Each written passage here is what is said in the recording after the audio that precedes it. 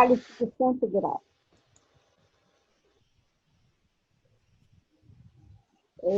Então, eu sou a professora Maria das Graças Dias Pereira, sou líder do grupo de pesquisa Linguagem, Cultura e Trabalho, LingCult, que pertence ao diretório do CNPq, que está hoje no site da CAPES. Nós somos do Programa de Pós-Graduação de Estudos da Linguagem, da PUC-Rio, no Departamento de Letras. E quem nos está acolhendo, nos ajudando em tudo, é o Instituto de Estudos Avançados e Humanidades da PUC-Rio e a RU, que pertence ao CTCH, é o nosso Centro de Teologia e Humanas da PUC-Rio.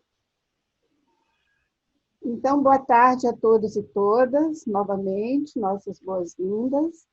Nós damos continuidade ao nosso evento Entre e Além Muros, reconfigurações da interação social em tempos de pandemia. Fiquem todos bem. Com a realização do evento Entre e Além Muros, nossos objetivos principais são... É só um minuto, gente, que eu muitas vezes fico engolindo um pedacinho aqui. Tecer entendimentos acerca das novas formas de interagir a partir do olhar de profissionais de áreas distintas, como médicos, enfermeiros, professores, advogados. Nós fizemos muito isso ontem, né? Tivemos mesa redonda, tivemos roda de conversa, muito com foco na saúde, além da palestra do Daniel Nascimento mais cedo. O outro objetivo nosso é ampliar a escuta e o aprendizado acerca da reconfiguração da atuação de movimentos sociais. Hoje nós vamos ter a presença de participantes de movimentos sociais. E outro objetivo é criar um espaço de diálogo sobre a reconfiguração da interação social a partir da linha acadêmica, com posturas teóricas e metodológicas, vindas de linguística aplicada, sociolinguística, da sociologia, da antropologia, também um dos objetivos nossos para hoje. Então, eu destaco que nesse momento em que a interação presencial se mostra problemática, nós temos desafios de como configurar a pesquisa acadêmica. Então, precisamos procurar novas modalidades de pesquisa, principalmente com a situação da pandemia. Na mesa redonda 2, nós vamos ter uma discussão sobre a pesquisa reconfigurada frente aos desafios da pandemia. Todos já devem ter a programação, mas está aí o título da mesa redonda 2, que é a pesquisa reconfigurada, alternativas e desafios no âmbito acadêmico, no contexto da pandemia. Quem vai participar dessa mesa é a Renata, a professora Renata Amaral, minha pós-doc do PUC-Rio, é professora também do SEDUC, Objetivo, a Thalita, me orientando da PUC, Marília Fernandes, também orientando da PUC, o Gustavo Lanzieri, foi meu aluno na disciplina pragmática, e Emanuele também. Os dois também vão falar sobre o trabalho que desenvolveram na relação com a pandemia. Moderadores é a Carla Mirelli, que é da Sopa de Niterói, né, Mirelli? E o Carlos Gustavo Camilo, que também é me orientando. Então, essa mesa tem muito a ver com os participantes do grupo de pesquisa e com alunos da PUC. Depois, nós temos a questão dos movimentos sociais. Os movimentos sociais também precisaram adequar suas práticas de trabalho aos interlocutores e passam por redefinições na interação no curso da pandemia. Na roda de conversa 2, os participantes relatam e discutem suas experiências. Então, nessa roda de conversa, que tem o título Interações Reconfiguradas 2, na atuação em e de movimentos sociais durante a pandemia, nós temos a Geralda Oliveira, da Turma da Sopa de Niterói, a Gabriele de Andrade, que é da Associação de Dislexia do Mato Grosso, a Solange Reivoredo, que é do Grupo de Assistência à Mulher, a Magda Gomes, do coletivo A Rocinha Resiste, Edmer Exaltação da Casa das Pretas. As moderadoras são Marilúcia do Espírito Santo, da PUC-Rio, que é também minha orientanda de doutorado, e a doutora Carla Mirella, da CNBB. Teremos, então, depois um intervalo pequeno, dessa vez. Temos que tomar café mais rapidamente, por 20 minutos. E depois nós passamos à questão da questão acadêmica voltada para a interação virtual. As relações entre o presencial e o virtual passam por várias fases na pesquisa acadêmica. Um texto exemplar é de Kátia, de 1999. Ela já falou sobre a interação através do celular, e ela disse que as comunicações mediatizadas colocavam necessidade de novas formulações em relação ao contexto, a dimensão de acessibilidade aos participantes e em relação à concepção de interação.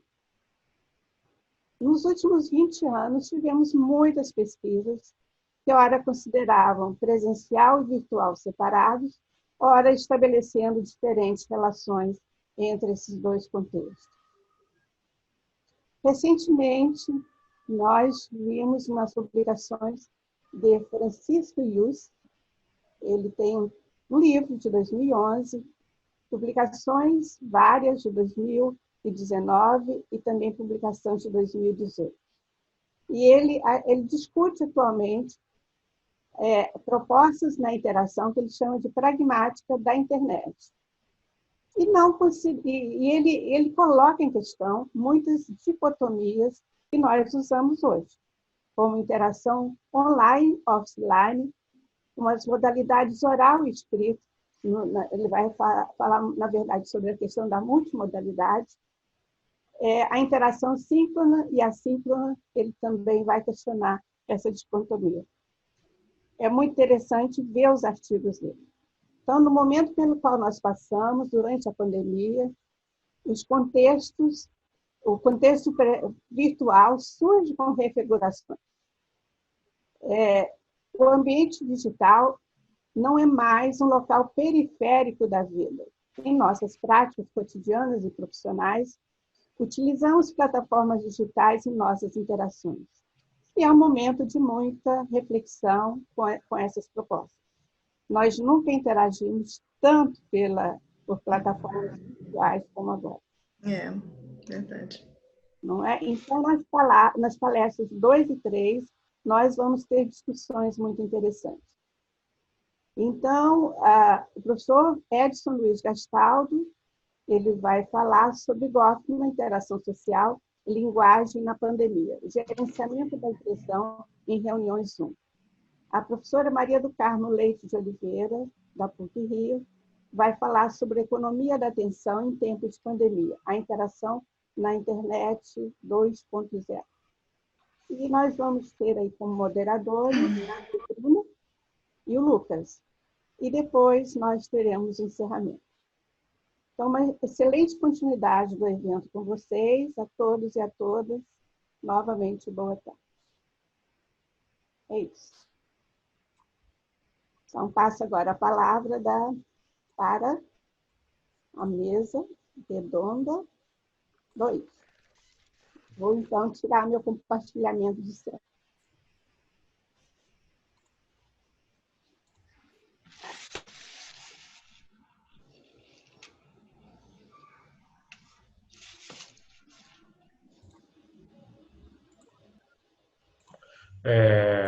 Então, a gente vai dar início agora, né, à segunda mesa aí, que tem como tema a pesquisa reconfigurada, alternativas e desafios no âmbito acadêmico durante a pandemia.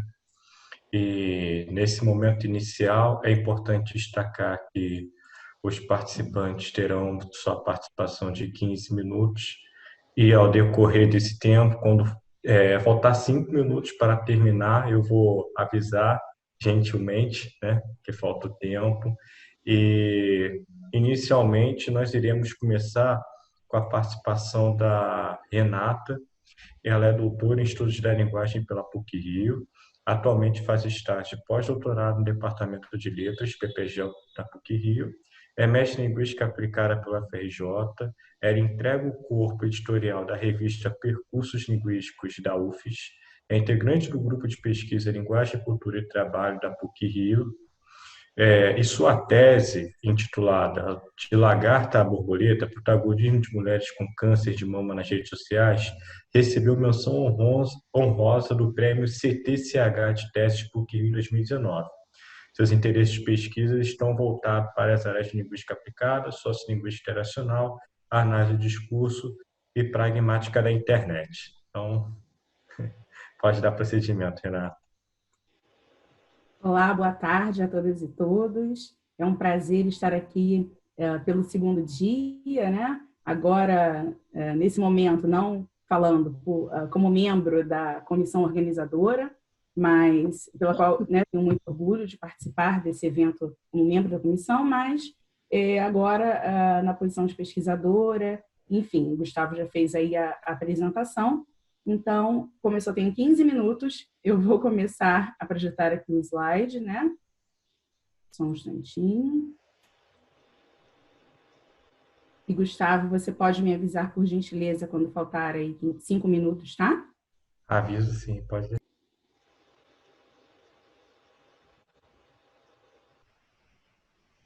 Obrigada. Então, vamos lá. Estamos no Entre Além Muros, reconfigurações da interação social em tempos de pandemia. E eu trago aqui, hoje, os desafios da pesquisa no ciberespaço. Então, a minha fala de hoje vai ser com base, não exatamente nesse momento de pandemia, em desenvolver a pesquisa nesse momento de pandemia, mas dos desafios que eu já tive com uma reconfiguração da pesquisa, se nós tivermos como foco, né, a pesquisa da etnografia tradicional. A minha pesquisa já não tem esse escopo. Ela vai ser uma pesquisa realizada no contexto virtual, né? No ciberespaço. Então, é exatamente o que vocês vão perceber nas apresentações seguintes do grupo, né? Pesquisas que estão sendo reconfiguradas. A minha pesquisa, ela parte do doutorado, né? E eu intitulei hoje Desafios da Pesquisa no Ciberespaço. Para quem não conhece, a tese, né, como o Gustavo já mencionou, o título é De Lagarta à Borboleta, protagonismo de mulheres com câncer de mama em redes sociais. Eu gosto muito dessa imagem, né? Ela mostra aqui a lagartinha se transformando na borboleta, passando pelas etapas, né? Crisálida ali no centro e virando borboleta. Essa é uma metáfora utilizada por uma das duas participantes da tese. Então, ela inaugura, né, o título da minha tese, De Lagarta à Borboleta, fazendo referência à transformação pela qual ela vem passando desde que descobriu o câncer de mama.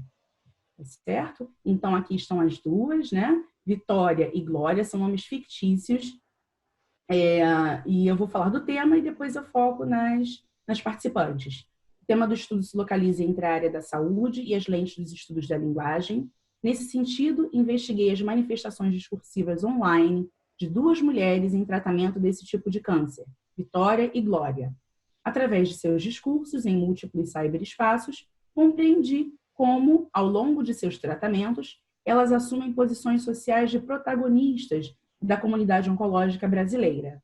Bem, Vitória, né, brasileira de Santos, administradora, divorciada e mãe de um filho, descobriu câncer de mama em 2011, aos 36 anos, passou pela mastectomia radical da mama esquerda em 2012 e faleceu em julho de 2015, aos 39 anos de idade.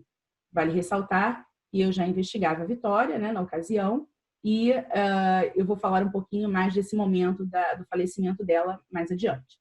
Glória, brasileira de Foz do Iguaçu, atendente, divorciada e mãe de 4 filhos, descobriu câncer de mama em 2013, aos 38 anos, passou pela mastectomia radical da mama esquerda em 2013 e curou-se em 2016.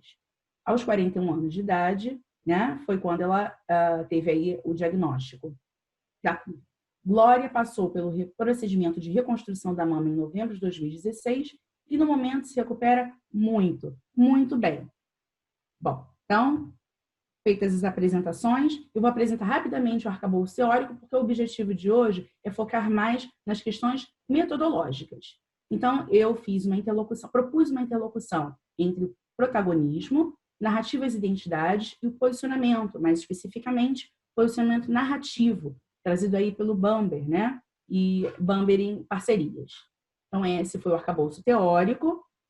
Quem tiver, né, maior interesse em saber sobre o arcabouço teórico pode visitar a tese. Ela está no site da PUC, né? Da PUC Rio.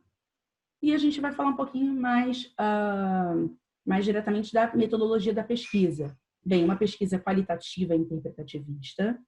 Eu proponho aí uma netnografia, e aí eu vou abrir um parênteses aqui. Eu sigo, né, a nomenclatura utilizada por Coase e Nets. Existem autores que preferem optar por nomenclaturas diversas, como cyberetnografia, etnografia virtual,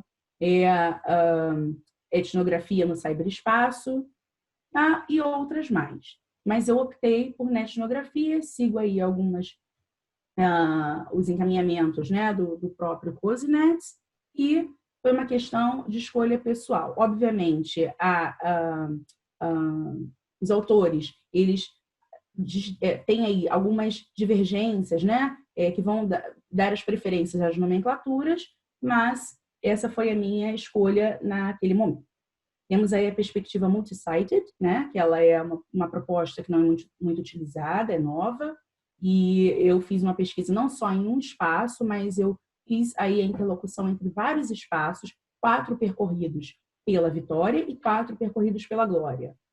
Pela Vitória, temos aí o blog pessoal chamado Divã de Vitória Peixoto, o site Instituto Gobia, a fanpage tem o Câncer e Daí, e o canal Em Frente, Em Frente.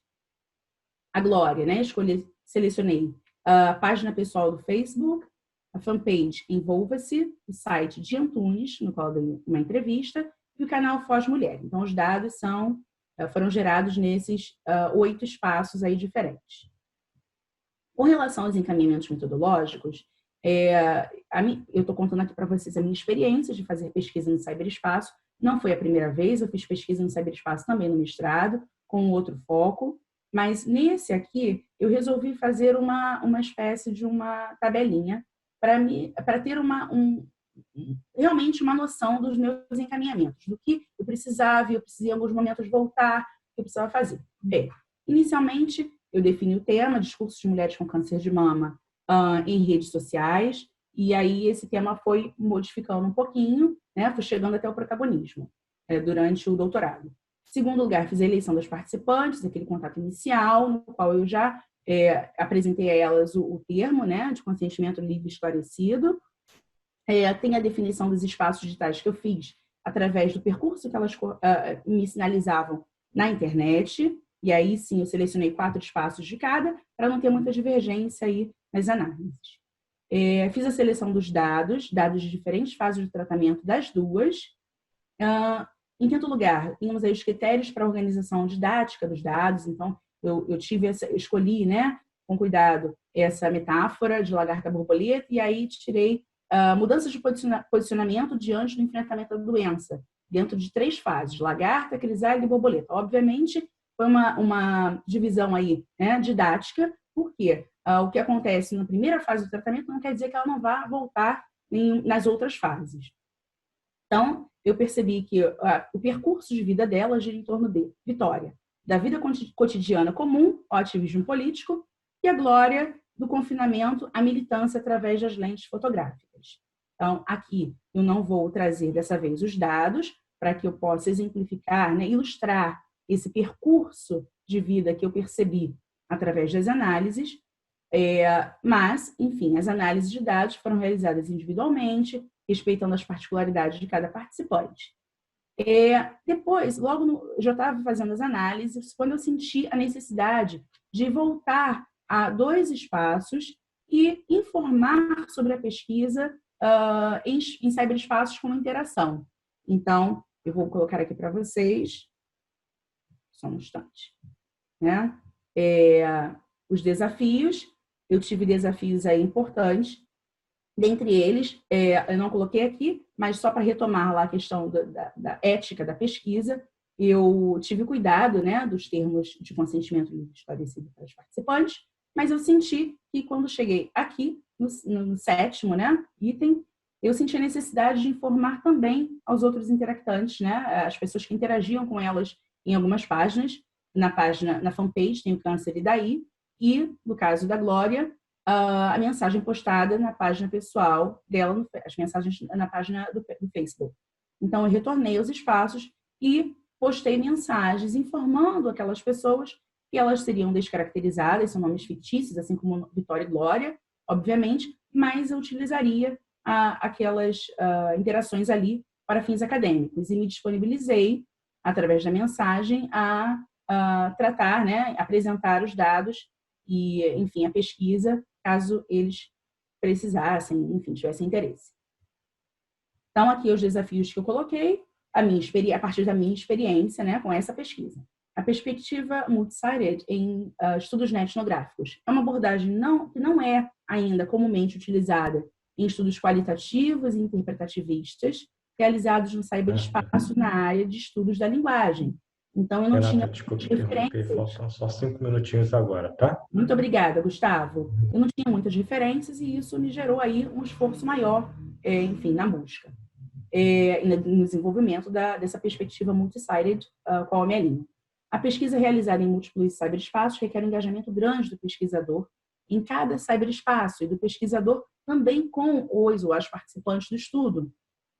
Isso aí, eu fiz um recorte na minha língua Marcos e Falson e, de fato, eu percebi que esse engajamento ele é necessário, sim. No decorrer da pesquisa, percebi que alguns dados gerados em momentos anteriores não se encontravam mais disponíveis online. Foi o caso da entrevista no site do Oncoguia, a entrevista da Vitória. Felizmente, eu tinha salvo, né, logo no início da pesquisa, eu salvei essa entrevista no meu arquivo pessoal. Então, foi importante e eu acho que eu teria tido problemas, né, para manter esse cyberespaço se eu não tivesse tido o cuidado, né, de salvar. E as postagens, os comentários dos fãs, amigos dos participantes no Facebook com relação a elas, como esse conteúdo pode ser editado pelos autores em qualquer momento, é importante que o pesquisador salve os dados também, para consultá-los posteriormente através do seu próprio arquivo. Com relação às descobertas ao realizar essa pesquisa, enquanto pesquisadora etnográfica, acredito que essa metodologia de pesquisa não só possibilita a realização de um estudo com profundidade, como também uma investigação com envolvimento entre pesquisador e participante. E aí eu vou retomar o que eu disse lá no início, que eu ia contar da Vitória. Em 2015, quando ela faleceu, eu estava apresentando um trabalho, né, na Bélgica com os dados dela, e eu só soube quando eu voltei para o Brasil. Bem, meu mundo acabou, né? Eu sofri, eu chorei, e eu vi que meu envolvimento ia além, né, dessa tela. E eu percebi que, de fato, o que eu já supunha, né, realmente era fato. O envolvimento é muito grande com os participantes, com os dados, com todo aquele contexto propiciado ali pelo cyberespaço, pela investigação. O tempo do pesquisador e dos participantes em campo, em uma pesquisa etnográfica, pode ser maior do que o tempo de imersão quando a pesquisa é realizada em contexto presencial. Vejam bem, pode ser, não significa que será.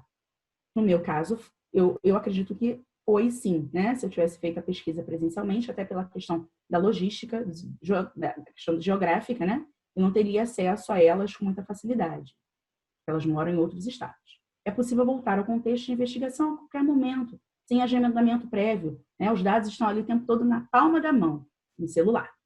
Apesar da multi-sited ethnography ainda ser vista por muitos pesquisadores como the elephant in the room, para mim, ela representa uma metodologia em potencial para investigarmos, inclusive, as nossas relações interpessoais na contemporaneidade.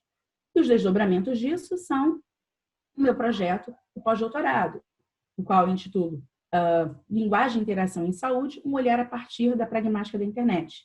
O aporte teórico é um pouco diferente, porque eu proponho dialogar, né, fazer dialogar a pragmática da internet com a sociolinguística interacional e o posicionamento narrativo. A metodologia da pesquisa é a mesma, os dados também, e eu pretendo revisitá-los e também outros dados que não puderam ser contemplados pela tese. Vou destacar aqui, antes de encerrar, os objetivos de ordem social, teórica e metodológica, respectivamente, compreender como duas mulheres em tratamento de câncer de mama, protagonistas da luta contra essa doença em redes sociais, lidam agentivamente com os recursos comunicativos disponíveis na internet para interagirem com seus seguidores e para se comunicarem na web.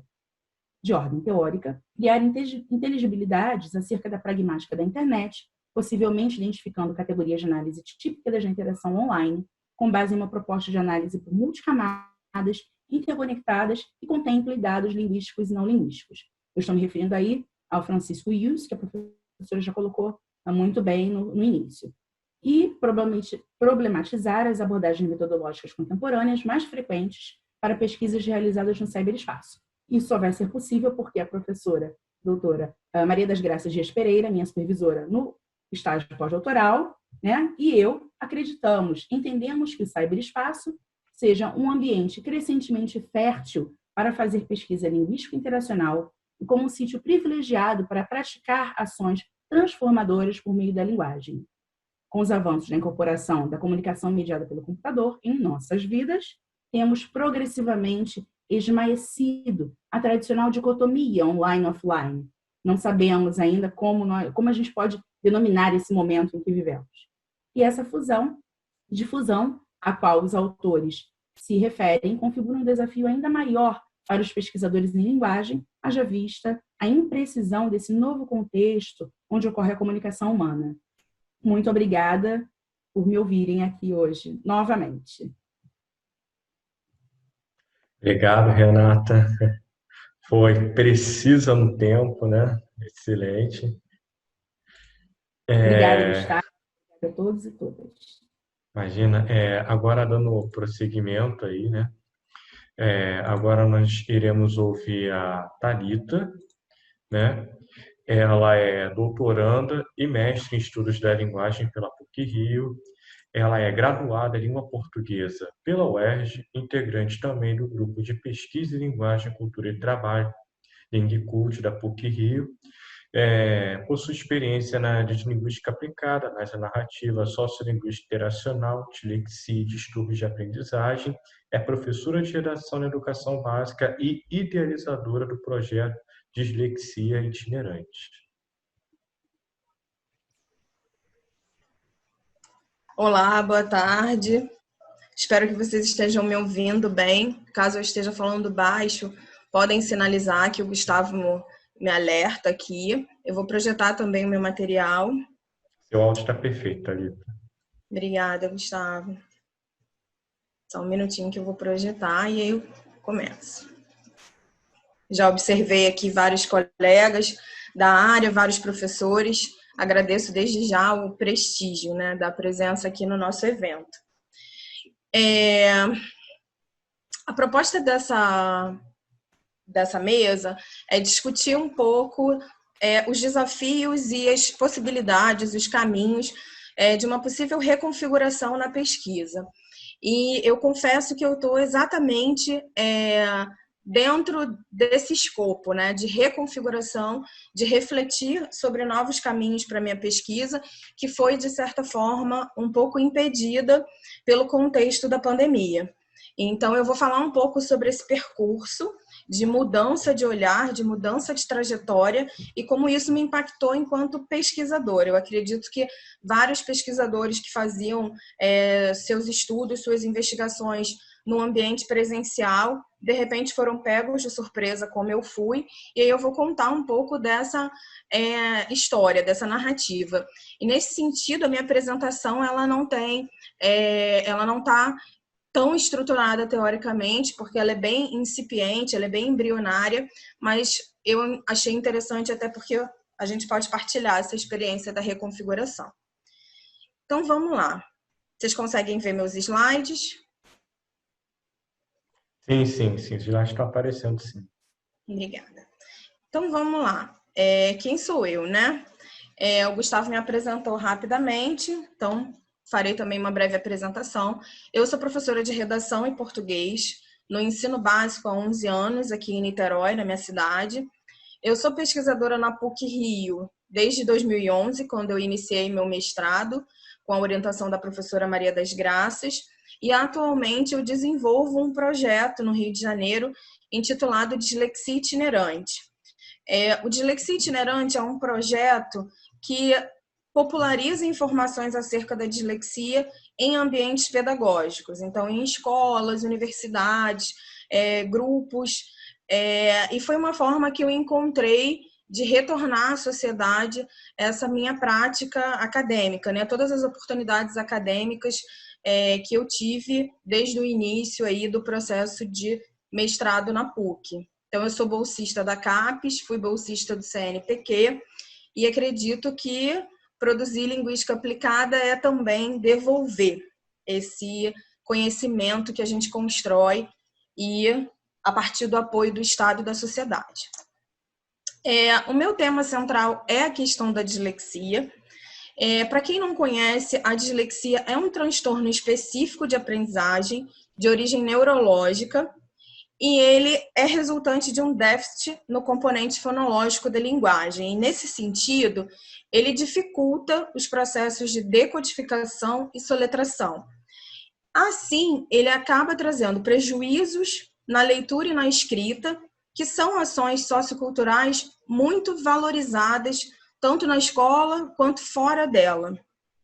Nesse sentido, a gente observa que a dislexia ela acarreta muitos sentimentos, muitos afetos, muitas situações que trazem angústia, dor e desespero para o sujeito portador.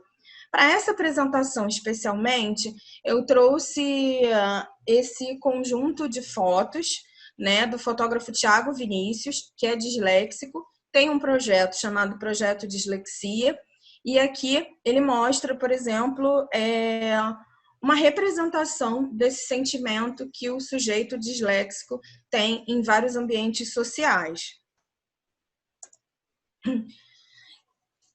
Como surge esse percurso da minha pesquisa, né? Surge de uma experiência profissional que depois se reflete na minha escolha de mestrado e tem continuidade no doutorado. Então, como professora, eu comecei a ter contato com um aluno com dislexia que inspirou o meu processo de investigação.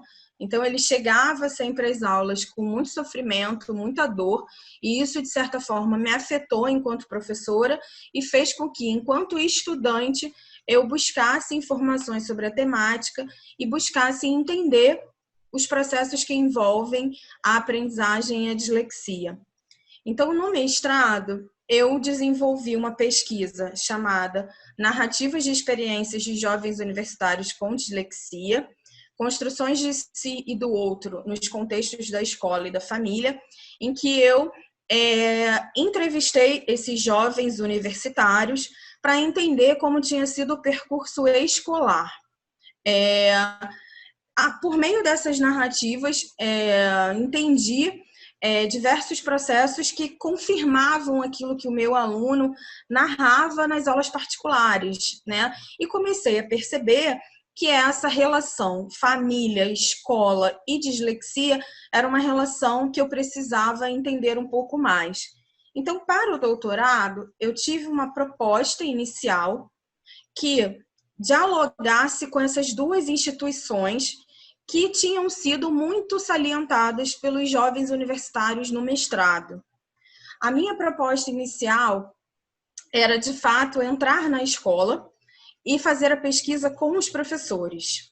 Eu comecei a ter uma proximidade em uma escola privada de grande porte aqui em Niterói, oferecendo as oficinas e, ao mesmo tempo, tentando entender como o professor observava, avaliava e entendia essas questões relacionadas à dislexia. E aí, o que me aconteceu, né? Em março deste ano, como nós sabemos, a pandemia passou a ser algo muito forte no Brasil, e o efeito da pandemia na minha pesquisa, na minha ideia inicial, foi um pouco interrompida, porque as escolas foram fechadas em março. E em março, quando as escolas foram fechadas, eu ainda não sabia o que fazer com os rumos da pesquisa, porque eu não tinha ideia de quando essa escola voltaria, para que presencialmente eu desse continuidade às interações com os professores. Então, houve uma interrupção da proposta inicial, em seguida, né, houve uma instabilidade, uma ausência de previsão de retorno, e a coordenadora, a diretora, entrou em contato comigo e disse que talvez não fosse possível dar continuidade a essa pesquisa. Então, naquele momento, eu fiquei um pouco aflita, porque eu já estou no meio do doutorado, já tinha idealizado muitas questões para o que eu estava vivenciando dentro da escola, e entendi, na verdade, que eu precisava ter uma decisão, tomar uma decisão rápida para reconfigurar essa pesquisa. Então, foi um momento acadêmico de muita aflição, de muita angústia, até que eu comecei a pensar em novos olhares para essa temática. Eu comecei a pensar como que eu poderia reconfigurar essa pesquisa para que eu continuasse no tema da dislexia, que é um tema que me interessa, que me motiva, e comecei a, de fato, refletir num período de tomada de decisões. Com o Dislexia Itinerante, que é o projeto social que eu desenvolvo aqui no Rio de Janeiro, eu estabeleci vários contatos com outras pessoas que desenvolviam projetos parecidos ou com o mesmo objetivo em vários lugares do Brasil. E aí eu comecei a olhar mais para esse ativismo, né? E aí eu comecei a perceber o seguinte: esse ativismo, ele era predominantemente feminino, familiar e materno. Então, parte significativa das associações e dos movimentos em prol do reconhecimento da dislexia no Brasil, ele emerge por motivações familiares. Normalmente são mulheres, sobretudo mães, que estão em posição de liderança dentro desses movimentos. Comecei a perceber que essa agentividade materna acabava adentrando a esfera educacional, né? Então, em cargo de liderança, muitas dessas mães exercem o papel de oferecer e disponibilizar informação sobre o distúrbio às escolas. Então, nesse sentido, elas cumpriam um papel de educar a comunidade escolar acerca da questão, entendendo que essa questão é uma questão que muitas vezes está ausente nessas esferas pedagógicas. E aí eu comecei a perceber que elas acabavam deslocando a realidade de dentro de casa, uma realidade privada, para as ruas, né? Para a escola, para o congresso, para outros lugares que, de certa forma, implicavam a questão do conhecimento acerca disso na escola. Por fim, comecei a perceber nesses movimentos uma forte construção da maternagem no exercício do ativismo. Então, enquanto elas educam essa comunidade escolar, elas constroem o papel de mãe durante as suas práticas. Então, é muito comum ouvir: eu estou aqui porque eu sou mãe. Então, essa é uma frase bastante recorrente em apresentações, reuniões, construções identitárias, vestuário. Pois não, Gustavo? Desculpa interromper, 5 minutos, tá? Estou tranquila, obrigada. Então, essa questão da maternagem e da maternidade eram muito frequentes, tanto no vestuário quanto na linguagem, e isso passou a também chamar a minha atenção para que eu voltasse meu olhar para essas questões. E aí eu fiz um novo recorte. Eu pensei em uma possibilidade de trabalhar com essas observações que estavam diante de mim ali naquele momento. Então, eu selecionei o grupo de Mães do Brasil Dislexia, que é uma associação nacional de mães que reúne mães de diferentes estados, representantes dos seus estados, e ali elas organizam reflexões com outros pais, orientando um cotidiano do cidadão que tem dislexia, formam uma rede de apoio que representam organizações estaduais para pensar essas ações nacionais e também desenvolvem ações educacionais em escolas, tais como minicurso, palestra, aula. Nesse sentido, reconfigurei participantes, objetivos e metodologia. Hoje eu faço um trabalho com 10 mães, que são líderes dos seus estados, têm movimentos estaduais e se encontram no Mães do Brasil Dislexia. Elas têm muito engajamento com a causa e têm entre 43 e 52 anos, todas já cederam a autorização para a participação da pergunta. E aí os meus objetivos passaram a ser como que essas mães relatam essas experiências sobre os movimentos de e para a inclusão escolar, como essas mães constroem noções de agentividade acerca do movimento que elas desenvolvem e como essas mães entrelaçam essa noção de agentividade em prol da sociedade à própria questão da maternidade e da maternagem, tá? A minha metodologia sofreu bastante reconfiguração também, continuo num viés qualitativo, interpretativista, porém de base netnográfica. Alinhada a Renata, né, que é a minha inspiração acadêmica, eu sigo aí na netnografia, não só fazendo entrevistas individuais e coletivas com essas mães, mas acompanhando as reuniões, acompanhando o que essas mães desenvolvem na internet. Por isso, netnográfica é uma inspiração etnográfica aplicada a esse campo virtual. Quais são os grandes desafios aí que eu vejo pela frente como pesquisadora, né? São lançar um olhar para essas novas interações em plataformas alternativas, como o Zoom, que são completamente diferentes das presenciais. Observo uma questão relacionada a transcrições em meios que disponibilizam chat, vídeo e áudio. Então, muitas vezes, por exemplo, eu pretendo gerar uma entrevista com um grupo focal, com todas elas em um determinado dia.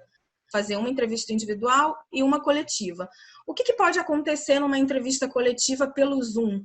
Enquanto as pessoas falam, algumas pessoas utilizam o chat, desligam a câmera, ligam a câmera. Então, como percorrer essa análise considerando todas essas questões?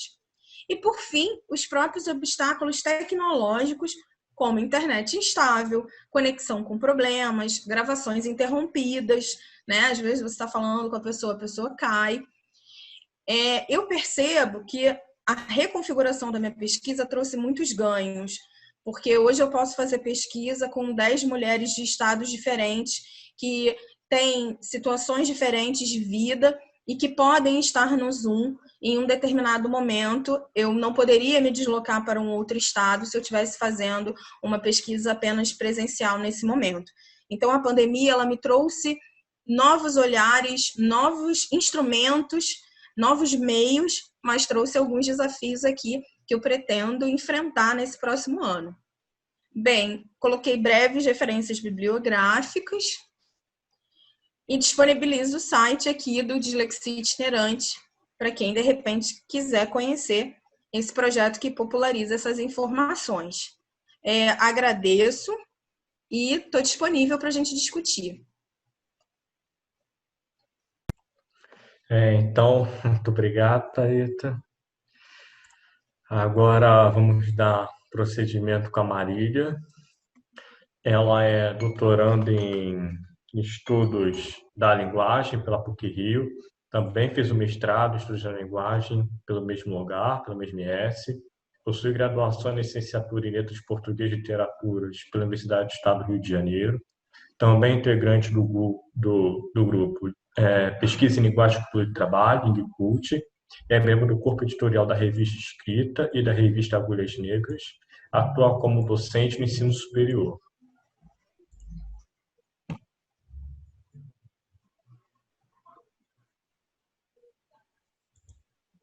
Boa tarde a todos.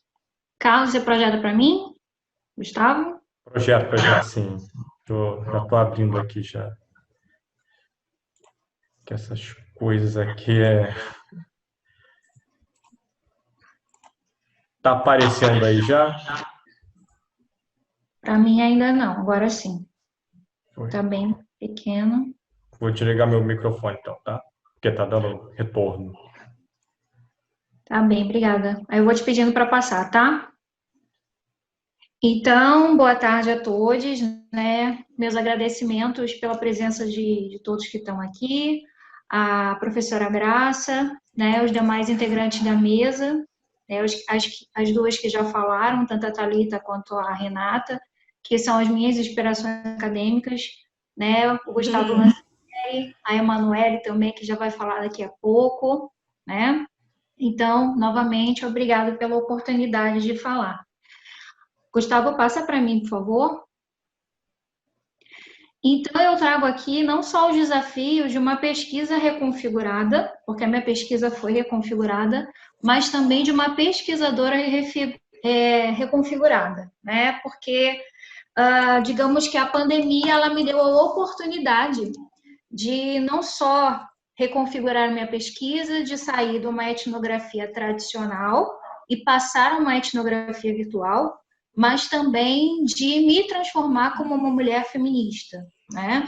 Então, eu hoje me sinto não uma feminista, né? Como o termo em si já tendenciosamente já daria conta, mas eu me sinto uma feminista em descolonização, né? Em processo de descolonização. E aí, conforme eu vou falando, eu acho que eu vou tentar explicar mais ou menos o que está acontecendo, tanto com a pesquisa quanto comigo como pesquisadora. Gustavo, por favor, passa para mim. Então, inicialmente, eu, desde o mestrado, de alguma forma, eu já venho trabalhando com gênero, né? Inicialmente, eu trabalhei com mulheres em Vila Rosário, né? Isso lá em 2011. E desde então eu já venho percebendo, né, e já venho encontrando mulheres que são participantes da pesquisa e que também trazem históricos de violência, né, doméstica, intrafamiliar. Né? E eu sou bastante engajada na causa, inclusive por motivações de ordem pessoal, por histórico familiar e pessoal também. E eu percebi que eu poderia, dentro desse contexto, né, trazer as contribuições teóricas, né, e trazer uma ideia de que os estudos da linguagem, eles podem ajudar, eles podem fazer parte e auxiliar na melhoria do processo de apoio e acolhimento dessas mulheres, né, que se encontram nessas situações de vulnerabilidade.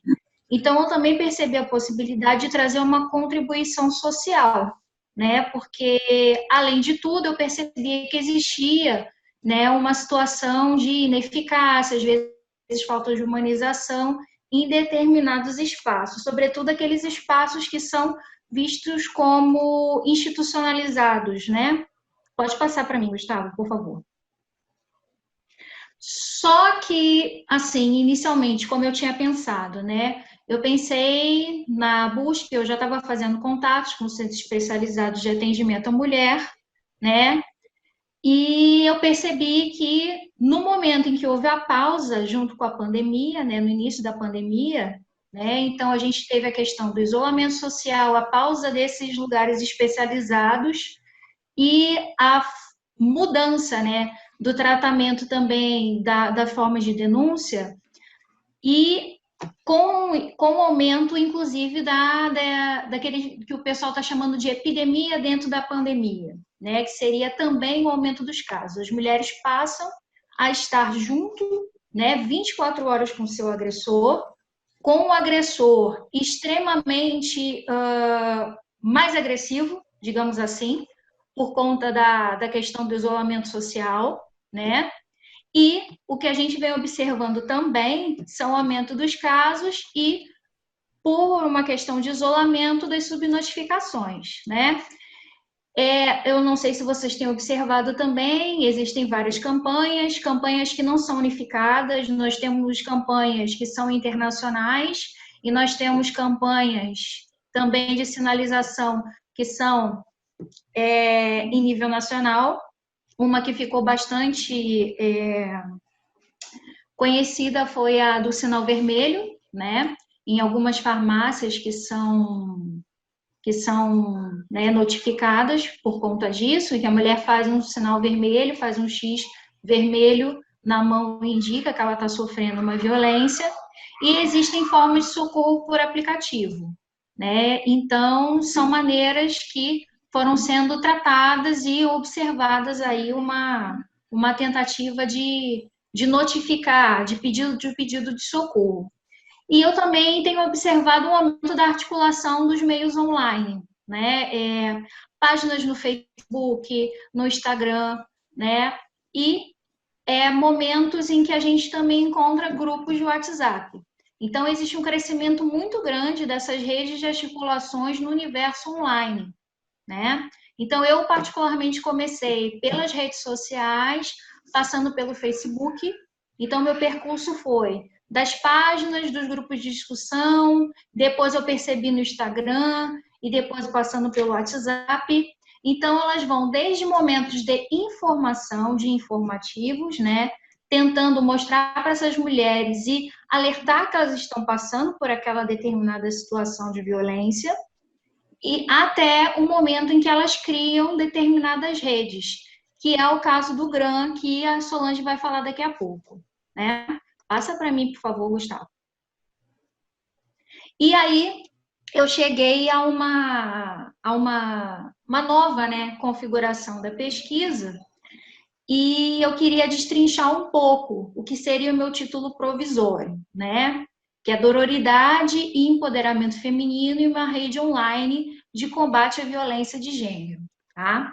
Então, eu parto, né, de uma rede online de combate à violência de gênero, que é uma rede independente, né, que ela não faz parte vamos dizer assim, do instrumento do Estado, é onde tem uma interação entre mulheres, né, e onde eu tenho um predomínio de mulheres não brancas e periféricas, né, e são mulheres que, geralmente, elas não têm como sair de casa, né, nessa situação em que elas estão com o agressor junto delas, certo?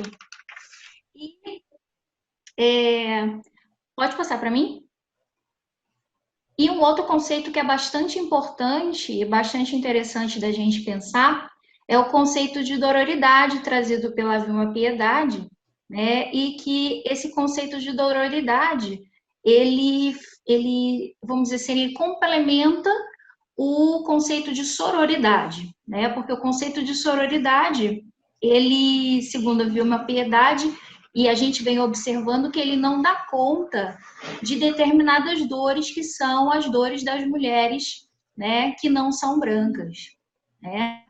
Temos também a questão do empoderamento feminino, né, que é extremamente importante, e a gente percebe que esse empoderamento feminino, ele vai se dando na interação entre as mulheres, né, que participam desse... Sim? Desculpa interromper, faltam só 2 minutinhos, tá? Certo, já vou finalizar, né?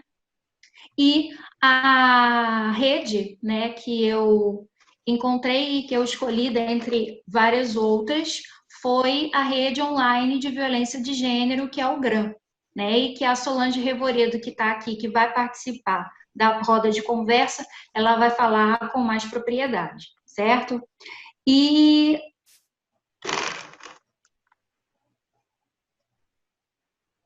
travou. Gustavo? Não, estou aqui, é que eu me mutei para não te atrapalhar. Tá. E o meu objetivo, né, vamos dizer assim, o meu encaminhamento agora se dá a partir da violência contra a mulher, né, com essa lente descolonial, a partir da Lélia Gonzalez e da Maria Lugones. E é justamente aí que eu consigo atar o que eu estava falando no começo, né, que é justamente essa ideia de reconfigurar não só a pesquisa, observando esses espaços que são por muitas vezes negligenciados e esquecidos nas pesquisas, porque não são ambientes que têm assim uma projeção muito grande e midiática, né, mas que são extremamente importantes e que eles entram nesses lares e aonde as mulheres elas conseguem buscar ajuda, né? E ao mesmo tempo a gente colocar um olhar descolonizado, né, sobre a situação da violência da mulher, ok?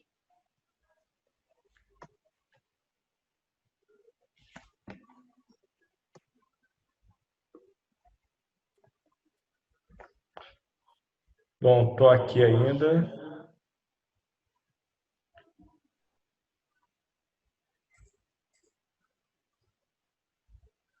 Gustavo? Oi, estou aqui. Pronto, terminou? Pode fechar.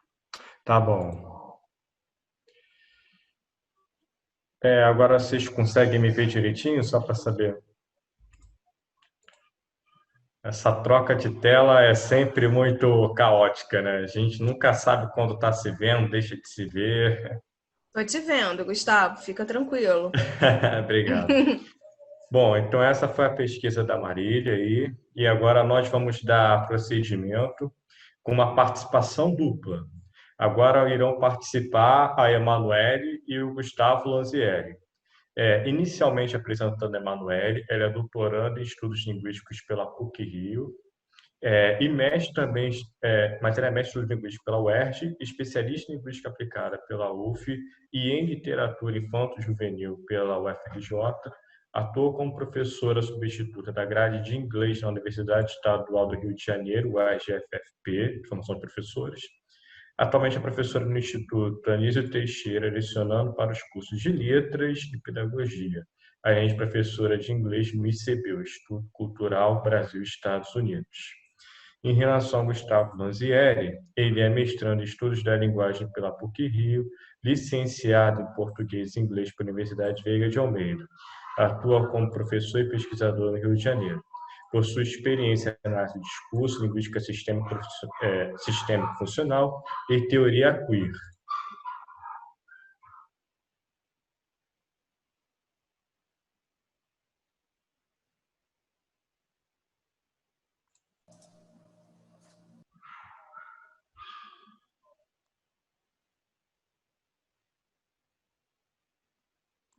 Então, Emanuele e Gustavo, sintam-se à vontade para dar procedimento, tá? Boa tarde a todos. Gustavo, você vai compartilhar? Você está mutado, Gustavo. Ele não está conseguindo desmutar? Tá me ouvindo agora? Sim. Tá. Então, a gente vai fazer o seguinte, eu vou fazer só a introdução e aí a Emanuele entra em seguida, tá bem?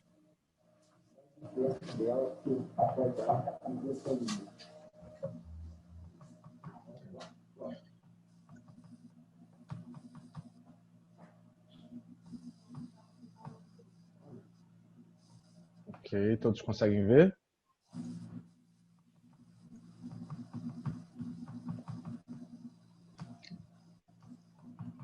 Sim. Tá, então vamos lá. Boa tarde a todos. A gente vai atualizar o tema dessa pesquisa. Primeiro eu gostaria de apontar para o fato de que essa pesquisa, ela se trata de uma pesquisa fundamentada na análise, uma pesquisa data-driven. Então, no assunto da reconfiguração da interação dos tempos de pandemia, essa pesquisa ela só existe pelo fato de a pandemia ter acontecido. Né? Contextualizando o tema dessa pesquisa, que é o herói de Capote, a figura do enfermeiro como herói contra a Covid, a motivação dessa pesquisa ela é pessoal, né? Ela vem do meu círculo pessoal de amizade, e tendo contato com os enfermeiros e os técnicos de enfermagem no início da pandemia, que foram considerados profissões essenciais para lidar com a pandemia, eu pude acompanhar desde o início, no cenário da quarentena, a narrativa de sofrimento que foi se construído e se agravando através dos meses, né, conforme o tempo foi passando. E aí, não podendo deixar de registrar essa situação e para fazer um trabalho de análise pragmática para a compleção da disciplina pragmática, eu acabei investindo nessa pesquisa.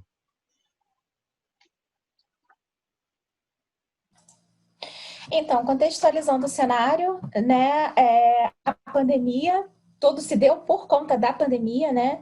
Então, a pandemia de Covid-19 foi decretada em 11 de março de 2020 pela Organização Mundial de Saúde e hoje é considerado o maior evento geopolítico do século XXI, superando em importância o 11 de setembro de 2001 e também a crise econômica de 2008. Com mais de 6 milhões de infectados, 350 mil mortos, então a gente já consegue ver as consequências disso tudo. E também, durante a pandemia, as fragilidades sociais começaram a ficar expostas. O Brasil, no final de maio, passa a ser considerado o epicentro da pandemia do mundo. E aí, de acordo com o autor Benetti, isso aconteceu devido a decisões políticas, que também não cabe discutirmos aqui, e também não é o foco do trabalho. Pode passar, Gustavo.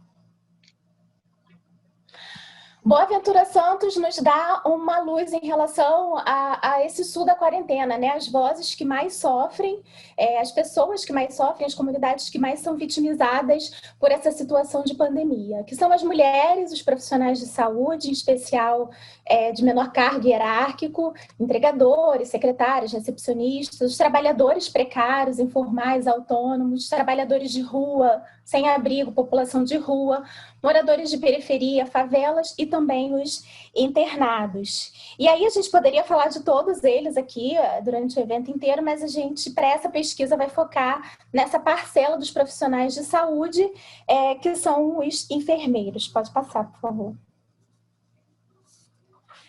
E aí, durante a pandemia, exatamente no dia 16 de abril, foi celebrado o Dia Mundial do Super-Herói e algumas empresas relacionadas ao mundo da ficção, como a DC Comics e a Marvel,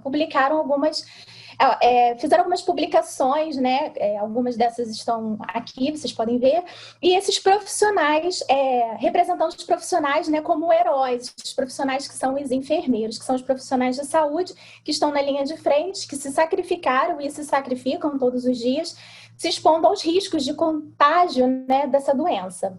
E aí eu acredito aqui que muitos, né, assim como eu também no início, quando a gente via esses memes, assim, pelo menos eu fiquei bastante comovida, com exceção do terceiro quadrinho, que está bem sexualizado, mas também não é o foco da pesquisa, e do quarto, que tem uma criança com um bonequinho, né, acaba desumanizando o enfermeiro, mas é um bonequinho, mostra ali uma ingenuidade da criança, valorizando o trabalho do enfermeiro, mas assim, o que a gente quer ressaltar é que todas essas figuras exaltam o enfermeiro, colocam o enfermeiro como heróis realmente dessa situação que a gente está vivendo. E aí, mediante a tudo isso, como que a gente pode se abster de falar, de refletir, de problematizar, de criar inteligibilidade sobre as questões que influenciam o social, né? Que afeta a vida das pessoas em várias instâncias, na verdade afeta a vida de uma forma mundial. Então, daí a gente decidiu perguntar para os enfermeiros, né, mediante essa pandemia, mediante essa reconfiguração de trabalho e de maneira de viver, porque até então os enfermeiros trabalhavam e voltavam para casa. E aí, mediante essa pandemia que tem o isolamento social, como que faz? Né? Como que está se vivendo essas pessoas que trabalham com a saúde, que estão na linha de frente, sendo consideradas como heróis? Pode passar, Gustavo.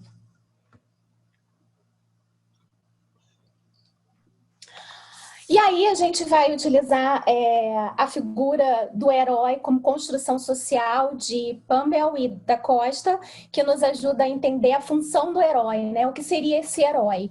Então, para Campbell, esse herói ele tem a função de inspirar o homem, de fornecer símbolos que elevam o espírito da humanidade, né? Avançam essa humanidade, opondo-se àquelas outras fantasias humanas constantes que tendem a levá-lo para trás. E aí a gente também não pode não considerar a ideia, a imagem de herói norte-americana, né? Que a gente conhece, que é o Superman, que é a Mulher Maravilha, né? O Capitão América, que são heróis colocados como invencíveis, que protegem os mais fracos, seres dignos de valores morais altos.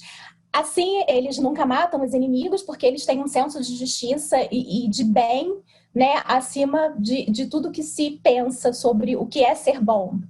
E aí, um outro construto teórico que nos ajudou a entender os dados, né, foi a indexicalidade, que nos auxilia a compreender que a construção de nossas próprias identidades através do uso de uma língua não pode ser dissociada daquilo que compreendemos como cultura.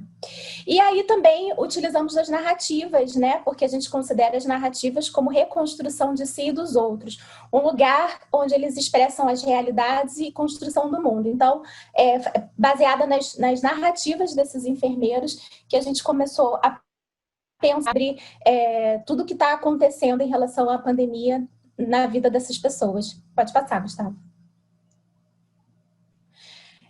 Também nos alinhamos a uma abordagem qualitativa, interpretativa de pesquisa, porque a gente assumiu um caráter bem subjetivo, a gente não está com a intenção de trazer nenhuma verdade absoluta.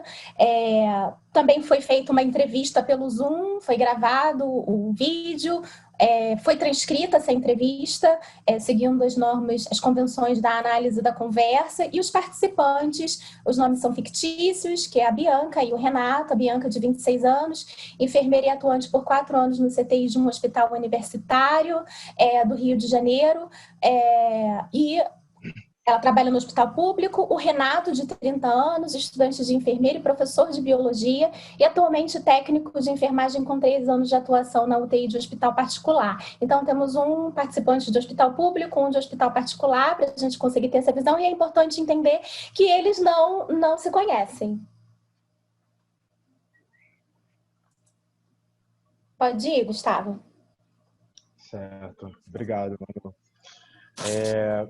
Bom, então, eu acho que cabe aqui, né, reiterar que esses dois participantes, eles não se conhecem, né, eles não participam do mesmo ciclo profissional, não participam do mesmo ciclo de amizade, não se conhecem entre si, eles trabalham em ambientes completamente diferentes, né, o particular e o público, que a gente sabe que é muito diferente, né, e eu vou me ater às partes mais importantes da análise dessa entrevista, justamente pelo motivo de tempo. Tá? Mas quando a gente chega até esses participantes e pergunta, né, o que eles têm para dizer, a primeira pergunta que eu fiz para a Bianca foi: você sente que a sociedade passou a olhar vocês de maneira diferente? E aí a Bianca, ela aponta uma noção de que é cabível para a sociedade ver a enfermagem do jeito que está sendo vista agora, com essa noção de herói, essa noção heróica, né? Mas ela fala que quando passar vai voltar tudo ao normal. E aí eu pergunto para ela: mas o que é o agora e o que é o normal diante da pandemia?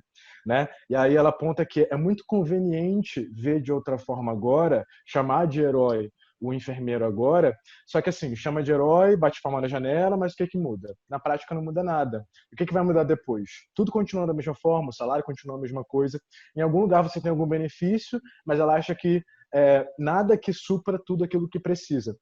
Então, quando a Bianca ela aponta para que é cabível para a sociedade, ela se refere ao momento da pandemia, a forma como a sociedade olha para a enfermagem com um olhar de esperança, que de fato é a enfermagem que está nas 24 horas, que está na beira-leito, que está com o paciente de verdade, né? Que faz o cuidado, que inclusive é quem introduz o tubo respirador quando a pessoa está em estado grave.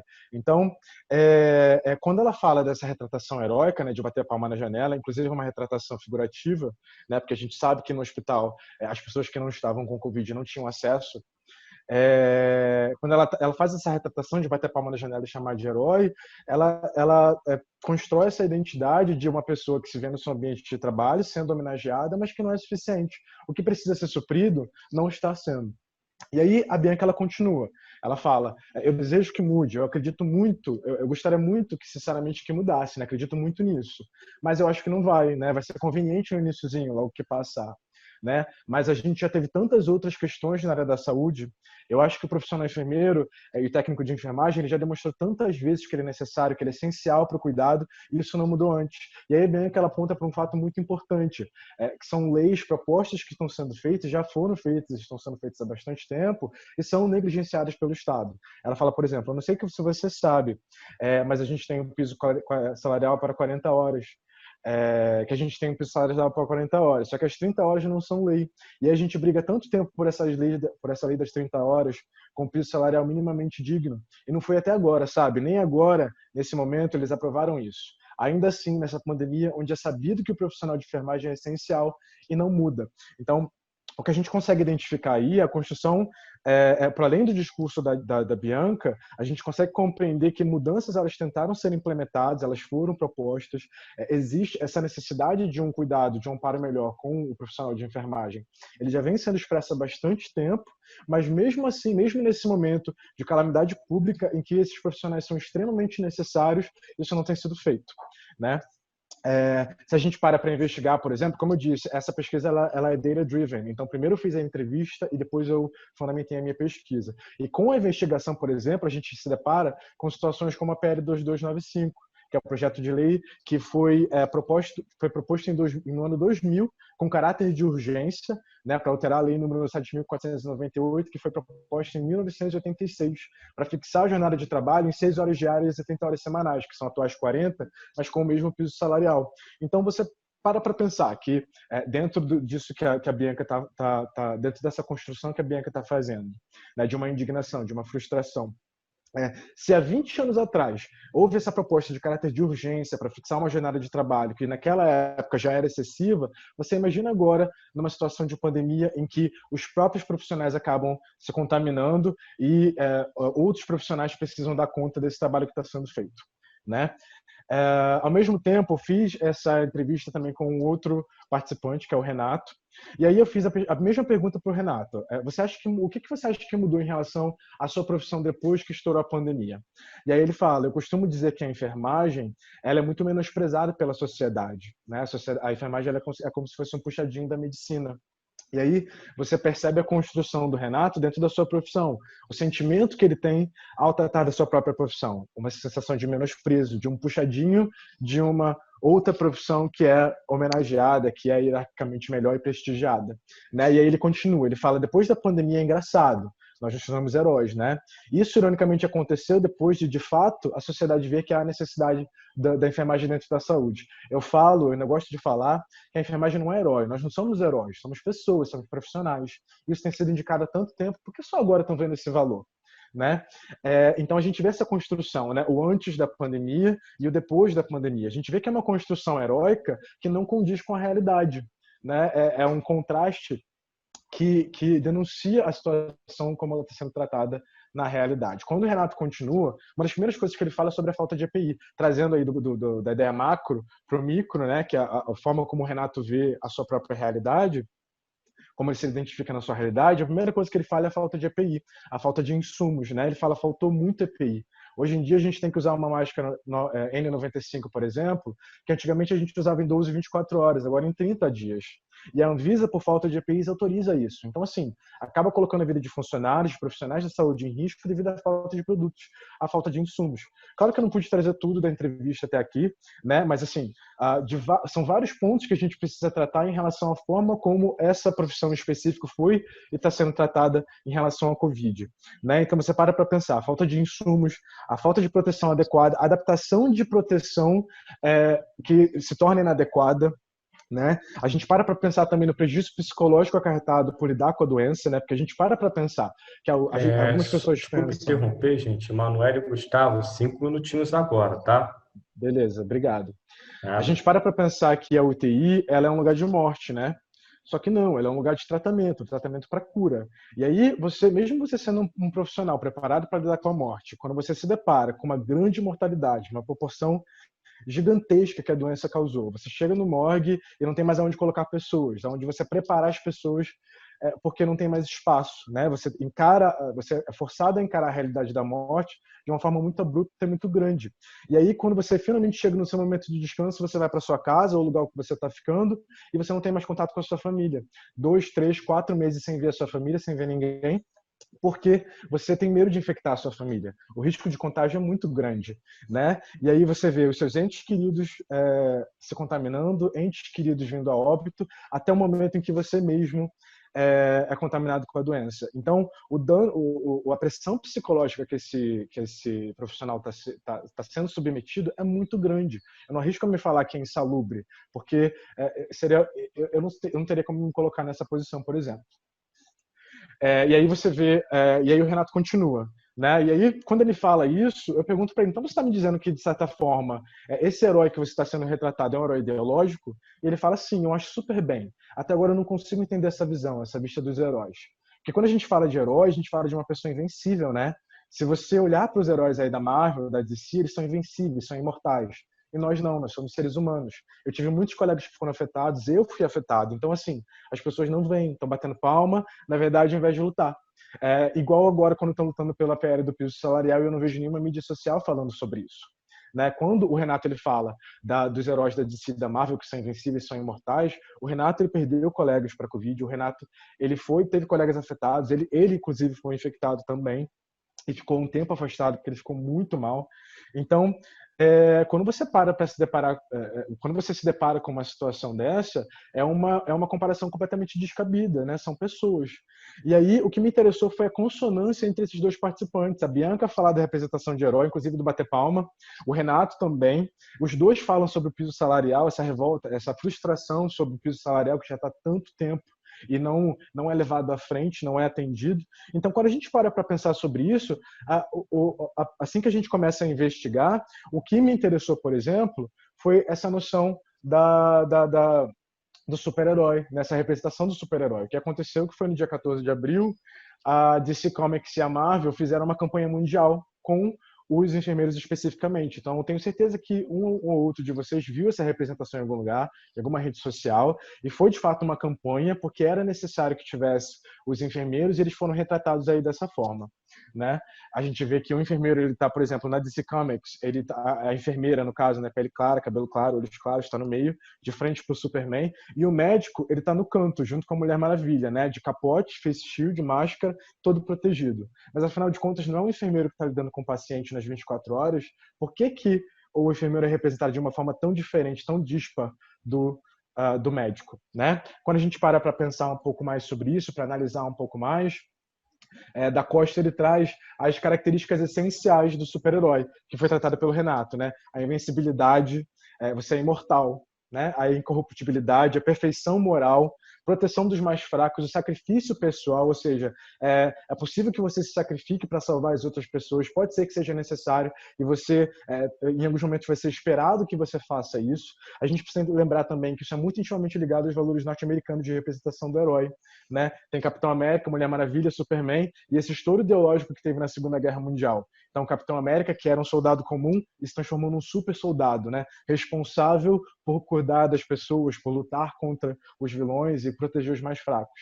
Né? São os seres dignos dos mais altos valores morais. Eles não são dignos, eles não são passíveis, aliás, de dor, de frustração, de medo, de pavor. Então, assim, que idealização heróica é essa, né? Que retrata o herói enfermeiro como um herói, né? De forma corajosa, impetuosa, para lidar com a pandemia, e retira dele toda essa noção humana, toda essa humanização, né? A ideia de cidadão, uma pessoa que tem diferentes necessidades, personalidades diferentes, diferentes etnias, com falhas, com medos, com pavor, né? Com a frustração, com a sensação também de não saber como lidar com o problema. Nada disso foi levado em consideração. E aí, nas considerações finais, que na verdade eu não acredito que sejam considerações finais, porque a pandemia ainda não terminou, a quarentena ainda não terminou, né? A gente precisa apontar não somente para os perigos inerentes à retratação descabida dessas pessoas, mas os diversos outros temas para reflexão que são levantados durante essas entrevistas que aconteceram. Então, assim, está sendo fornecida assistência psicológica adequada para os profissionais de saúde? Né? De quem é a responsabilidade dos óbitos dos profissionais que faleceram exercendo a sua profissão? Né? Porque ainda hoje, ainda durante a pandemia, leis como a PL do 295 ainda não foram apreciadas em plenário. Né? E de que forma a gente pode esperar que as outras pessoas cuidem da nossa saúde se nós não fornecemos condições mínimas de trabalho e de proteção para essas pessoas? Bom, então é isso. Pessoal, agradeço muito pela atenção, pela oportunidade. Bom, essa daí foi a apresentação super relevante aí também. E agora nós vamos dar início aos debates, né? Então, com o auxílio da professora doutora Carla Mirelli, que vai direcionar esse momento das perguntas, passe esse momento para ela agora, que vai fazer a leitura das perguntas e conduzir o debate, né? Então, Carla, aí, a bola é sua. Muito obrigada, Gustavo. Tá me ouvindo? Tô te ouvindo perfeitamente. Show. Boa tarde, gente. Muito bom estar aqui com vocês. Perguntas super relevantes, trabalhos, na verdade, super relevantes, né? Não é à toa que tem muitos elogios. Inclusive, os elogios nem serão lidos porque são tantos que a gente passaria o debate só lendo esses elogios. Pesquisas tão relevantes e, ao mesmo tempo, que inspiram os pesquisadores que, nesse momento, estão tendo que fazer reconfigurações em suas pesquisas. Para aproveitar melhor o tempo, eu vou fazer uma pergunta para cada apresentador, porque aí a gente vai aproveitando o tempo conforme o tempo que vocês gastarem em relação à resposta. Vou utilizar a ordem de apresentação, tá bem? Primeiro, para a doutora Renata, perguntar para ela, foram várias perguntas, mas a primeira foi alguém pedindo, a Mariana de Castro, pedindo que ela explicasse sobre o multi-sited. Você pode explicar melhor sobre esse termo, Renata? Oi, Carla. Claro. Esse termo, na verdade, eu descobri, né? Foi uma demanda da própria pesquisa. Quando eu resolvi investigar 2 participantes, e eu tenho uma motivação para isso, por ter eleito 2 participantes, está na tese, só estou dando spoiler, podem ir lá na tese. Eu percebi que elas começavam em determinado site, né, a falar sobre essa mudança que perceberam logo quando foram diagnosticadas com câncer de mama, mas elas migravam para outros espaços. Vou te dar o exemplo da Vitória. Eu percorri aí o Divã, né? E a Vitória lá, ela tinha... é um blog, e ela tinha algumas mensagens que tinham a ver com a vida dela, enfim. E aí, depois que ela descobriu o câncer de mama, ela começou a focar na temática do câncer de mama, né? E não mais variar. E aí ela sentiu a necessidade de criar uma fanpage. E da fanpage, ela me guiou para o canal dela, em frente. Então, percebe? Ela me apontou, ela sinalizou outros espaços os quais ela percorreu e eu achei que eu precisava acompanhar esses espaços. Aí fiz pesquisa e cheguei até um estudo do Marcos, de 1995. Eu posso colocar depois aqui o título do texto, né? Então, esse autor, ele foi o primeiro a propor a etnografia em uma perspectiva multi-sited. Ele diz que é um desafio, de fato, para os etnógrafos, né? Fazerem aí uma pesquisa em múltiplos espaços digitais. Mas ele diz que é importante, sim, é um desafio que nós precisamos enfrentar, e ele vai partir, ele tece as considerações com base num fio condutor. Ele diz que temos um fio condutor que vai te levar aos sites que você vai eleger. E foi exatamente o que eu percebi até antes de ler o texto dele, né? Eu parti lá do blog e senti a necessidade de, para acompanhar esse protagonismo, essa importância, esse empoderamento feminino, e como elas empoderavam outras mulheres também, né? Essa dimensão não seria possível se eu focasse a pesquisa em apenas um cyberespaço. Eu precisava abranger os outros, né? E eu elegi 4 para cada uma, né? Pela limitação do estudo, para poder dar ideia dessa amplitude de empoderamento, esse raio essa dimensão, né? Que ficou da pesquisa e delas mesmas, enfim, atuantes aí nessa luta contra o câncer de mama, tá certo? Então, a pesquisa multi-sited é isso. Não sei se eu consegui responder, mas, enfim. Maravilha. Estamos sinalizando, a Mariana está sinalizando aqui no chat que conseguiu sim. Obrigada, Renata. De nada.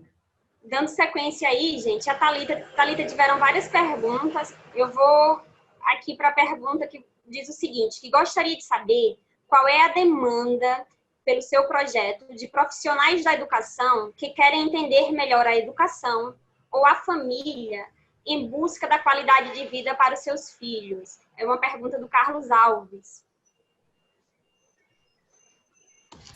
Oi, Carlos, obrigada pela pergunta. Oi, Carla. A pergunta é sobre a demanda dos educadores, se os educadores eles têm interesse nesse sentido. O que eu percebo em relação à minha pesquisa, né? Principalmente com o projeto social desenvolvido, que normalmente o professor ele tem muito interesse, ele tem muita curiosidade e ele tem muita vontade de ouvir aquilo que o pesquisador está dizendo.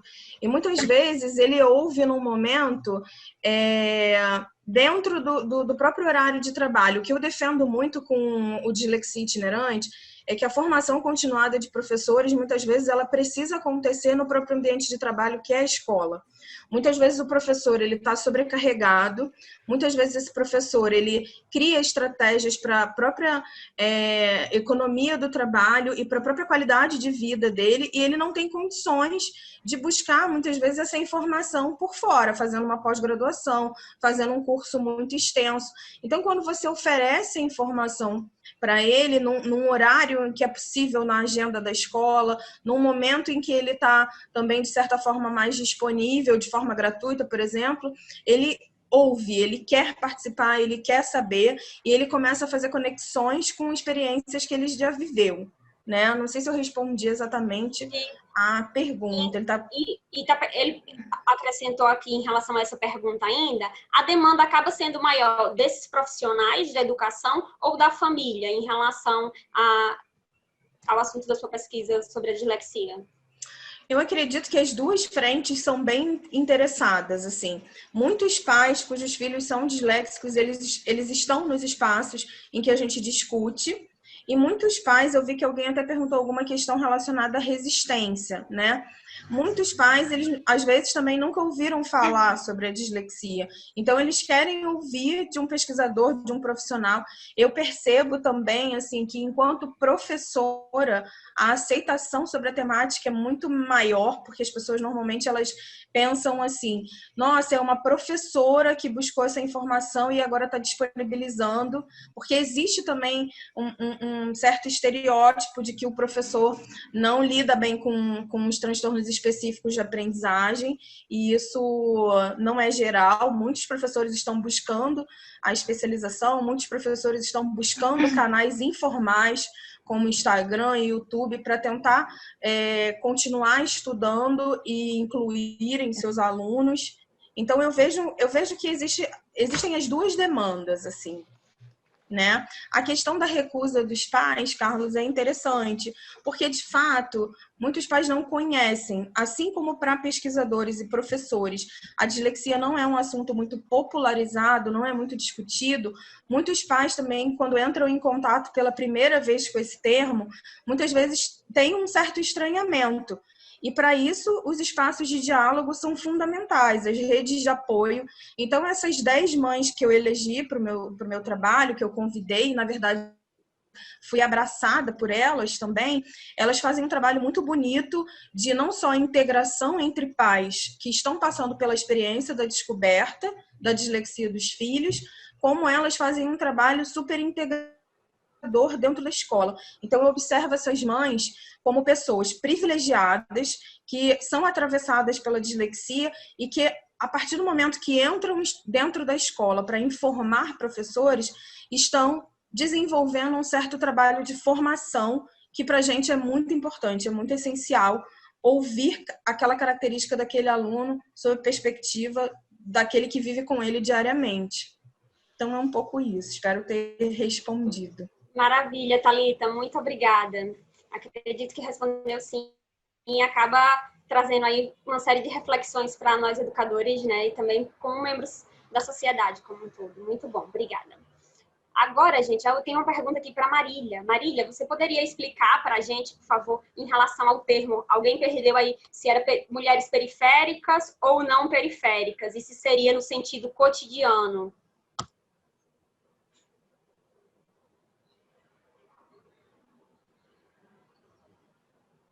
Oi, Marília. Oi, o microfone. O que ele me perguntou se era mulher... Se o termo utilizado por você, porque na hora o som dele falhou, se seria, se você estava se referindo em relação a mulheres não periféricas ou periféricas. Isso, eu cheguei até a começar a responder ele, não foi? Era periférica. Eu falei não branca. Isso, e aí ele perguntou, então, mas teve um desmembramento aí dessa pergunta, se esse periférica seria no sentido normal da palavra, ou se seria estar à margem, se você poderia falar um pouquinho para a gente sobre isso. Não, seria na questão, a questão econômica. Entendi. Questão econômica, no caso Isso. social e racial também, que você falou que é não brancas, é isso? Racial também. Justamente porque a lei Maria da Penha ela foi pensada pensando numa universalidade da categoria mulher, né? E existe uma miopia sobre a heterogeneidade, né, dessa categoria. Tá? Não sei se eu estou me fazendo claro agora. Ficou melhor agora, Carlos? Sim, acho que quer dizer, Carlos. Tá? Sim, ele disse que sim. Tá bom, então. Muito obrigada, Marília. Agora a pergunta para o Gustavo e a Emanuele.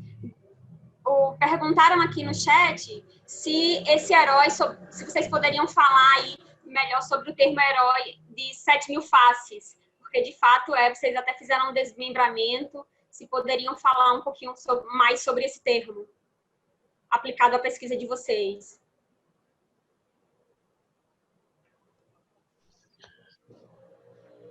Então, o arquétipo do herói que a gente utilizou na pesquisa não foi o herói de 1000 faces, que é o arquétipo mitológico, né?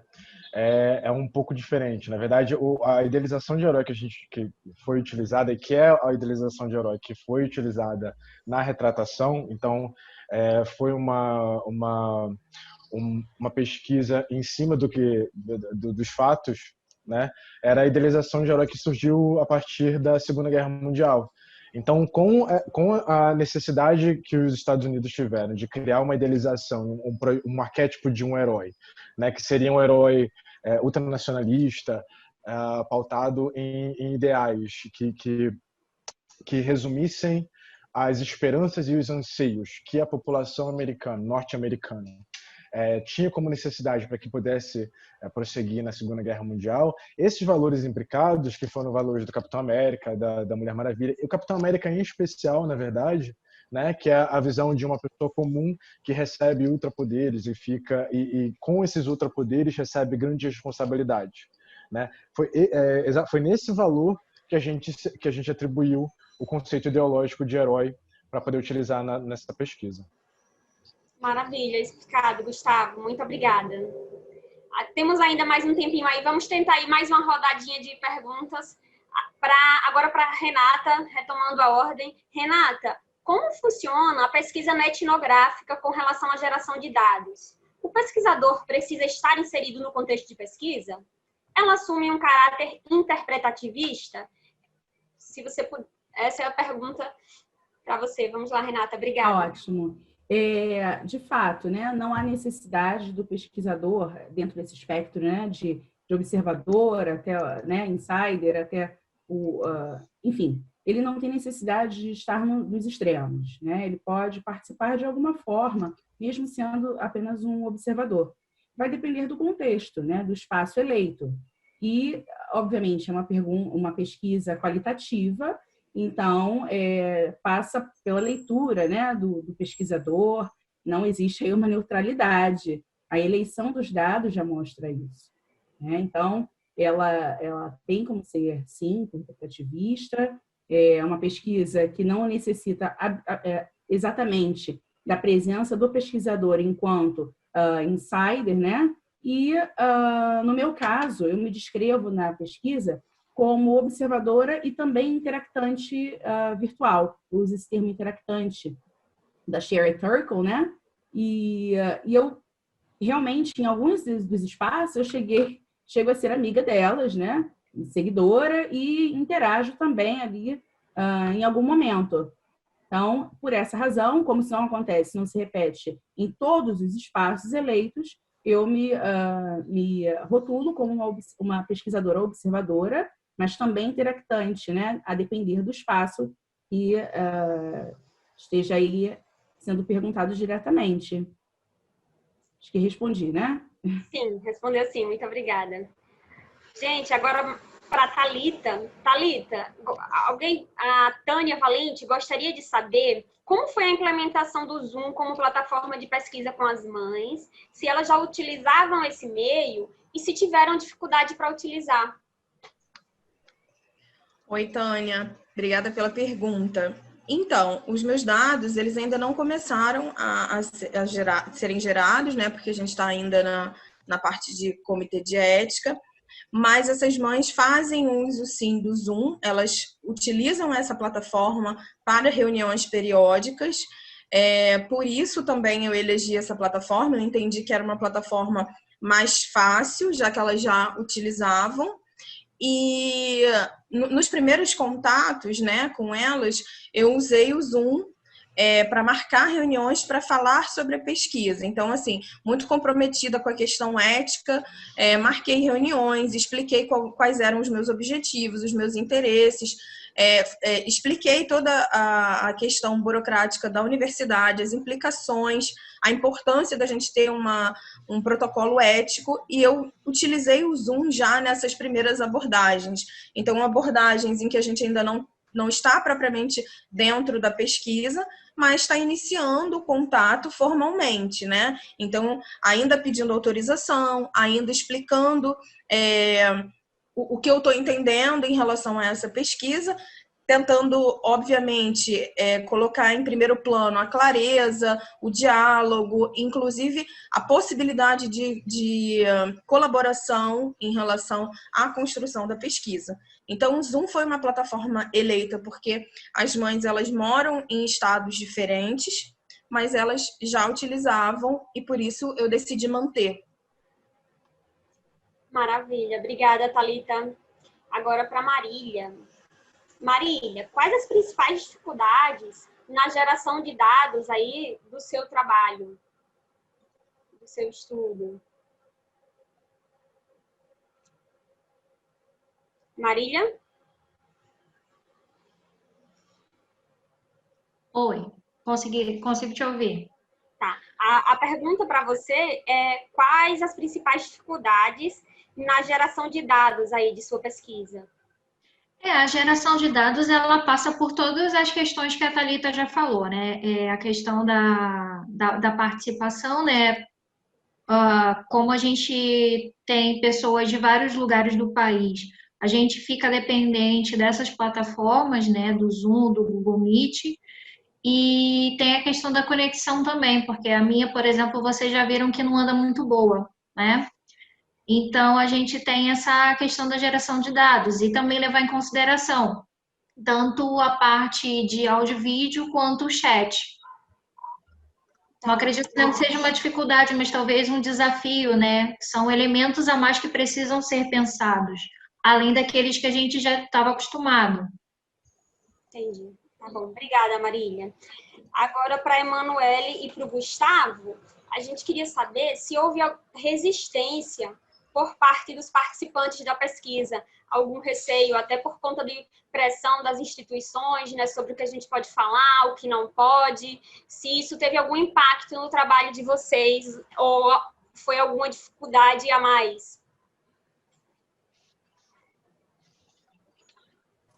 Olha... Durante a entrevista não, né? Mas foi o Gustavo, a professora Graça tinha pedido para que a gente convidasse um dos participantes e o Gustavo entrou em contato, que é amigo pessoal dele, e aí houve uma recusa de participar no sentido de ele ter falado algumas coisas e ter medo de represália. Mas a entrevista foi feita com o Gustavo. Entendi, Emanuele. Quer acrescentar alguma coisa em relação a isso, Gustavo? Muito obrigada, Emanuele. Importante saber disso. Só para acrescentar, não, realmente, assim, não houve resistência, né? Mas, por exemplo, muitas das coisas que foram faladas, na verdade, a entrevista, ela começou não no sentido de denúncia, né? Mas ela acabou tomando um tom de denúncia conforme ela foi prosseguindo. Então, muitas das coisas que foram faladas, por mais que a pessoa ela não seja identificada, enfim, não tenha nenhuma forma de identificar essa pessoa, quando a pessoa participa, por exemplo, trabalha com um hospital particular, é muito difícil você fazer, a pessoa se propor a falar algumas coisas, e aí realmente cria um pouco de resistência para poder na participação. Eu acho que faz parte do processo da entrevista, né? Assim, quando a pessoa se sentir confortável, ela sentir que ela pode se expressar tranquilamente, falar tudo, que ela tem a necessidade, né, dentro da sua construção. Então, realmente, por exemplo, no caso de convidar uma das pessoas para vir, ficaria inviável porque é uma forma pode ser que cause algum tipo de problema realmente. Então, a participação pessoal, de fato, houve resistência, mas na participação das entrevistas foi bastante aberto, foi inclusive bastante produtivo. Show, muito obrigada. Emanuele, quer acrescentar alguma coisa? Não, obrigada. Tá ótimo, obrigada a vocês. Gente, infelizmente agora a gente vai precisar dar uma pausa no debate. Agradeço muito a pergunta de todos vocês. Acho que a gente também não para por aqui, né? Na verdade, o evento é só o início, a gente acaba depois trocando contatos, fazendo perguntas, trocando materiais, e isso é maravilhoso, né?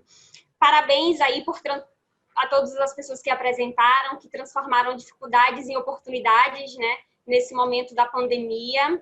E agora nós vamos para um intervalo e voltamos depois com uma roda de conversa sensacional, não percam, tá? E muito obrigada a todos que apresentaram. Foi maravilhoso ouvir o trabalho super relevante de vocês. Inclusive, ao ler os comentários no chat, vocês vão confirmar que isso é unânime, tá? Muito obrigada. Gente, a pausa curtinha, 10 minutinhos, hein? Não Sim, vá 10 perder minutos. a próxima, hein? Isso, Fiquem atentos. Isso. 3h30 nós estaremos aqui para a nossa roda de conversa, tá?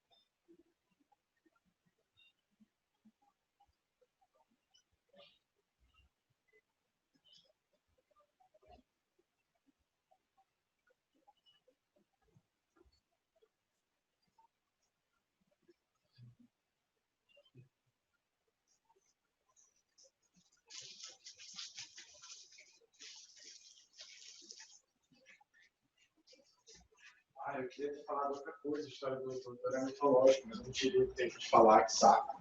É porque durante o meu classe, eu construí alguma coisa também.